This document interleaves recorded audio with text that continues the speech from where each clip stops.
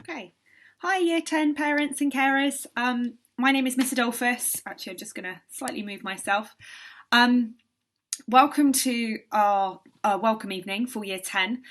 Obviously, 2020 being the year it is, we're having to do things a little bit differently this year. So it is going to be me recorded and talking to you for about 15 to 20 minutes, hopefully not too long. But at least then you have this video and it has lots of information that I will be going through, and you can refer back to it if you want to. So, and you can always pause me, have a look at the slides and that sort of thing. So in some ways there is advantages to doing it this kind of way. But so the first thing we want to do is say hello, introduce ourselves. So as I said, my name is Miss Adolphus. I'm the Director of Learning for Year 10, so kind of the head of year for Year 10. I've been at the school for quite a long time, but I am new to this role, so very excited to be doing that. I would also like to introduce Miss Jarrett. She is our Pastoral Year Coordinator and she is hugely experienced. So she is really, her role is to support your child pastorally. So any concerns that you have, any support that you might need, any support your child needs, Miss Jarrett is the person for that. And I would also like to introduce Miss Kelly, who is the Deputy Head for Key Stage 4. So she has a lot of involvement with Year 10 and sort of leads us, as it were. And also I've included the information of the form tutors down this side, just so that should you want to get in touch with your child's form tutor or you're not quite sure who they are, their information is there and their email addresses should you want to get in touch. Okay, so big welcome from us.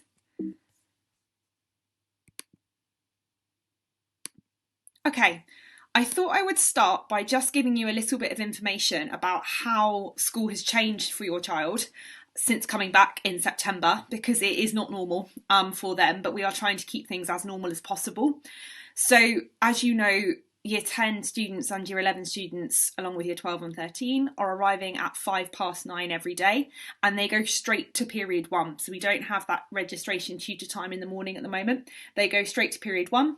And then pretty much they have all their lessons and their lunch times and break times as usual. And they have a slightly extended break at the end of the day to deliver messages so that we have time to speak to them, but also so that the lower school can go out and go home, and then the upper school is dismissed. So it's kind of also encouraging that social distancing. So your child is in a bubble with all other Year 10 students, and they are also wearing red pins on their shirts, also on their blazers or their ties, in order to make it clear what year group they are in and to ensure that they stay separate from the other year groups. You might hear your child talking about the yellow staircase, which is the one that they use to get up and down the building. And they are largely based on the second floor here, in the same rooms, but they are moving around to get into their GCSE classes, to get into their different maths and English classes and science classes and that sort of thing. But I just thought I would share what we're doing with them so that you know, and you can have a chat with them about kind of what the day is like and how it is different. Another thing that has happened in the last week is we have asked all students to wear masks in the corridors between changeover to protect both them and staff. So as Miss Moriarty's email has gone out, so far they have been very good at that, as in they are very compliant when we ask them to put on the mask, but at the moment we are still getting in that habit and they are forgetting a little bit. So if you could please make sure that they do bring a mask to school. The fabric ones tend to be a little bit better than the blue masks. So if you could get hold of one of those, that might be really useful for your child, and to keep them safe and to keep staff safe while they are here. If you do have any questions about this, obviously my contact details were on the first page. Please do feel free to get in touch. But it's nice to know that generally the school day hasn't changed too much for your child. As they start their GCSEs, they are still getting all their 6 lessons per day.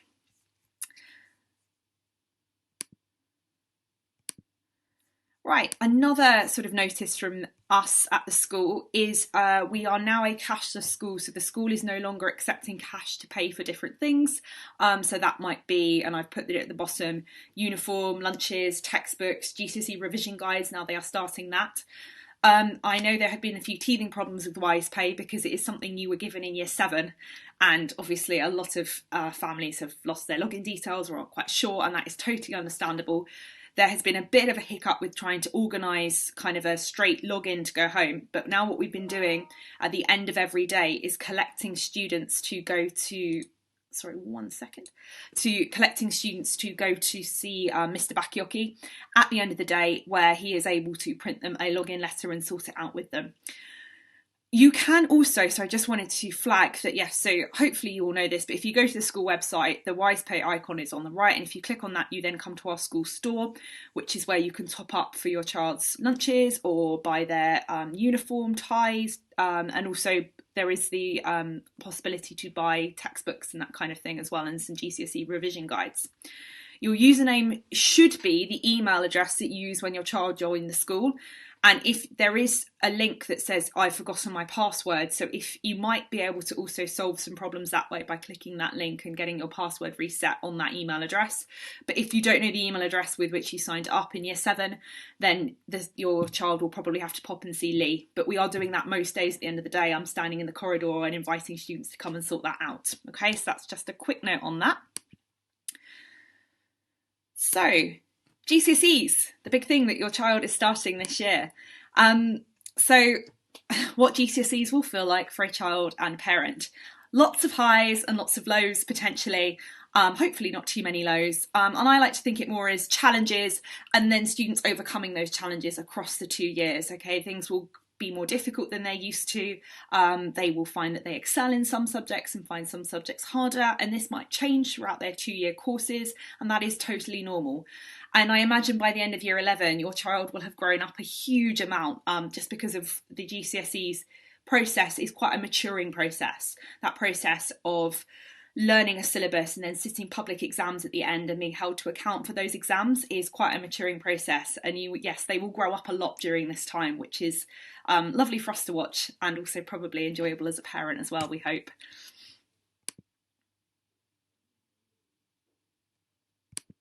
So a quick note again on what the grades mean. So, apologies. We now have grades 9 to 1. So gone are the days of the A stars, A's, B's, C's, D's, E's. 9 being the highest GCSE grade, 1 being the lowest. We also offer a couple of BTEC subjects at school that your child might be taking, where the highest grade is the distinction star, and then it goes distinction, merit, and pass. Okay, so just to explain that. Now, where your child goes next, so after year 11, when they turn 16, they will have to enter into some form of post-16 education. And we will be spending a lot of time with year 10, with them, supporting them in finding their path and thinking about this. And it would be great if you could also support that by having discussions and conversations with them about which career paths they might enjoy and thrive in the future, okay? So it's important as well to maybe start thinking about that sixth forms, colleges, apprenticeship schemes, they do generally all have some sort of entry requirement. And we will be looking at that over the next couple of years, but just thinking ahead, that is what is coming up at the end of year 11. With everything going on in 2020, I did want to add a couple of notes on sort of where we're at in terms of any changes to GCSEs. So at the moment, there have been no changes to the specifications or the courses for the current year 10. They will be doing the same normal GCSEs and all their exams will be at the end of year 11. And there are some subjects that still have a little bit of coursework, but most subjects are all exam based. There will be assessments and mock exams throughout the next 2 years. Partly it is to see how your child is doing, to get them, and also to give them a chance to prepare for the exams at the end of year 11, because it would be totally unfair if we sent them in having never sat a mock exam and not knowing what it's like. So that is part of it, to get them used to that experience. We also track and see how they're doing. We let you know about their progress, and we also, formulate plans with them about how they can improve or what they need, what subject areas they need to work on. There is also, there is an increasing importance with those assessments and mock exams that your child kind of consistently puts effort into all assessments, because given what has happened in the last year with the current, or the year 11s going into year 12 this year, we don't quite know what the future holds. And obviously their mocks and their assessments were more important than we expected them to be. But we hope now that maybe that might mean that students take those mocks and assessments as they go through a little bit more seriously, because it could mean more than you think, but hopefully, all being well, it won't, and they will be sitting all their exams at the end of year 11. I did also just want to flag that our big kind of mock period for year 10 is in April. So this gives them obviously a number of months and to get used to their courses, to get to know what they should be doing, so that they have kind of, those exams will be a proper reflection of what they have learnt across year 10. and how they are doing, and provide us with lots of information for planning as they go into year 11. I'm also very briefly going to show you what the year looks like for year 10. So we are here at the expectations evening, to be confirmed, because we really were not sure how we were going to do it or what we were going to do. The students have had their photographs taken, their new ones, to update them from year 7. We are, as a year team, putting in place support for your student to teach them about revision strategies. We've also been talking a lot about the basics, about routines, eating, sleeping, drinking properly, and the importance of this for their academic studies, and also the importance of this for their well-being. We will also be thinking about their future, like I just said, talking about those future pathways, what they might want to do, and putting in place activities and experiences and opportunities so that they can begin to explore that. This has got a little bit about when their kind of reports and grades come out. At the moment, ARD evenings, so your academic review days, are not going to happen in the normal way, but that is to be confirmed. Again, we've got the mocks at the end of the year. And that's sort of where we are at the moment. So this is how it's kind of, we're going through term 1 and 2, 3 and 4 and 5 and 6 throughout the year. Right, I have also put together for parents and carers in particular, but also the information will be useful for the children, information about all GCSE and BTEC subjects. So it's going to be put together all in a pack for you. And you can flick through it and find information about how to support your child, for example, in GCSE English, some revision tips, and what you as a parent can do to support your child in different subjects. It's also got the information about the exam board and the units, which is often something that when students are really engaging with their revision, they need to know that information. So a pack is going home in the next week with all that information in it, and some advice for you as parents as well, which hopefully you will find really useful. So please put it in a safe place, because it might not be so useful now as they are just starting, but certainly over the next 2 years it should be more and more useful. Okay, I did want to very briefly run through some of our expectations for year 10. These are not anything groundbreaking or rocket science in any way, but big things with year 10. Year 10 students should be kind, polite and respectful.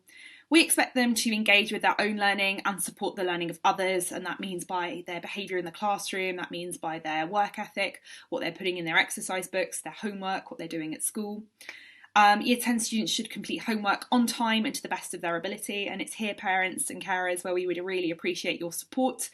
You can access Show My Homework. If you're not sure how, then please get in touch, and so that you can see what homework your child is being set.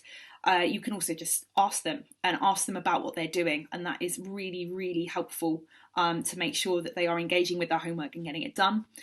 Also, year 10 students arriving to school on time, to lessons and ready to learn.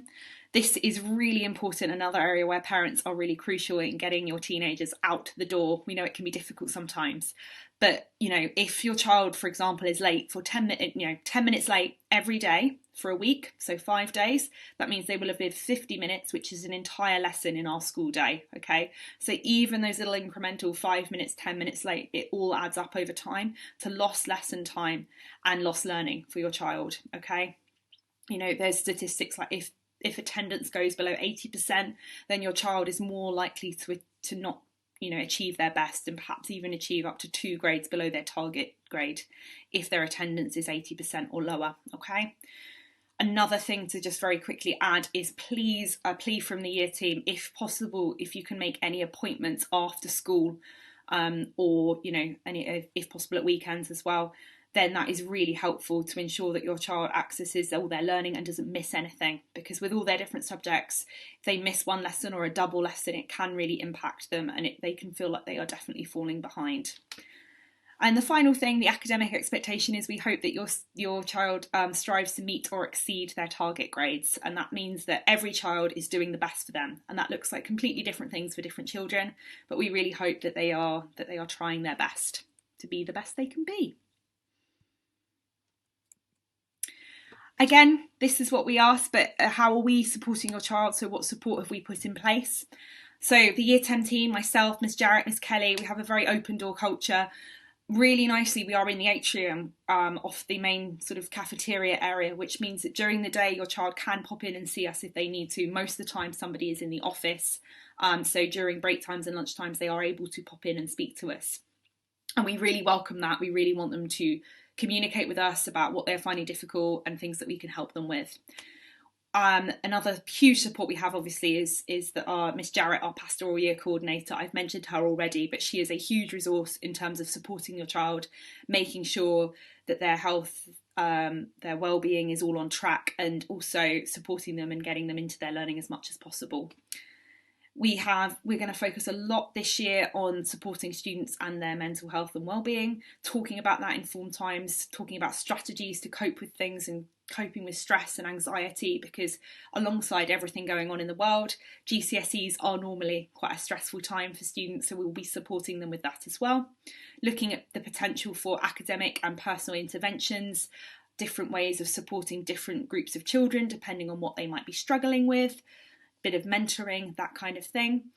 And I am planning on sending out a Year 10 newsletter, hopefully every half term, possibly twice a half term, but hold me to that. And that will be available to you and sent home to parents so that you know what we're getting up to in Year 10, what your child sort of is, what's going on in school, and the things that we're talking about.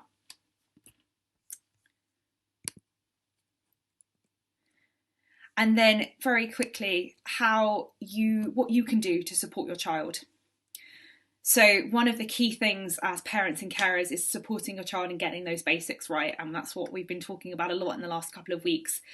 Encouraging them to go to bed on time, perhaps removing devices, taking technology out the room, or just encouraging those good habits of turning the TV off, turning the laptop off, turning the mobile phone off, pardon me.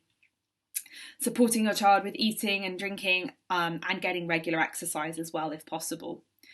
Another great way with supporting their studies is to try and help them and ensure that there's a quiet work environment or somewhere where they can go to get their work done. If you do need support with this, we do have some strategies that we can suggest, so please do get in touch. Show My Homework and your access to Show My Homework can also be quite important. If you can see what your child should be doing, it means that you will be able to support them better with their studies and have conversations. Oh, I saw you had geography homework this week. Have you got it done? That kind of thing. Or can you show me what you did? Even better. So your engagement with Show My Homework, which is where all their homework should be set and their resources are put, is really valuable. Keeping up the communication and dialogue with the year team is of course very important, but also with your child and speaking to them about how they are feeling, what they are finding difficult, what they are enjoying as well, what they learnt today. Asking your child, what did you learn about, or what lessons did you have? Did you learn anything new? What did you cover in history today, etc. And attendance to academic review day is really key as a parent, because that is that key point where we check in with you to see and let you know how your child is doing and what you could do to support. And we really kind of use that opportunity to flag up and celebrate your child's progress as well. Okay. So again, a huge thanks for watching this. Thank you for listening to me for the last, I hope it wasn't too long.